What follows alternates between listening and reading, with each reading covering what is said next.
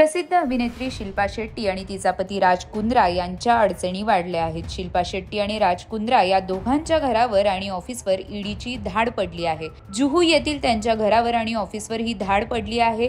Pornography network प्रकरणात ईडीने ही कारवाई करत धाड टाकली आहे। ईडीने गुन्हा दाखल केल्यानंतर आता शिल्पा आणि राज कुंद्रा यांच्या घराची तसेच ऑफिसची झडती घेतली जात आहे।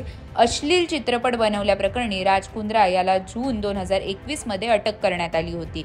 कुंद्रा हा या प्रकरणातील मुख्य सूत्रधार असल्याचा दावा मुंबई पोलीस अधिकाऱ्यांनी केला होता। 2 महिने तुरुंगात घालवल्यानंतर सप्टेंबर 2021 मध्ये त्याला जामीन मिळाला। राज कुंद्रा आणि त्याच्या कंपनीने पॉर्न फिल्म्सद्वारे फक्त बक्कळ कमाई केली नाही, तर त्यांनी देशाच्या कायद्यांना बगल देण्यासाठी संपूर्ण व्यवस्था केली होती, असा दावा पोलिसांनी केला होता। पण हे प्रकरण उघडकीस आलं तरी कसं, त्याबाबत जाणून घेऊयात।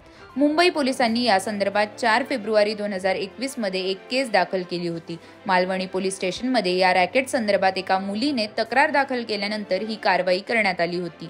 चित्रपट आणि OTTवर काम मिळवून देण्याच्या नावाखाली काही लोक तरुणींना अश्लील चित्रपटात काम करण्याची जबरदस्ती करत आहेत, असे या तक्रारीत नमूद करण्यात आले होते। मुंबईतील अनेक व्यावसायिक अश्लील चित्रपटांचे शूटिंग करून मोठी कमाई करत आहेत, असा दावाही या तक्रारीत करण्यात आला होता। त्यानंतर पोलिसांनी मालाड वेस्टमधील एका बंगल्यावर छापा मारला।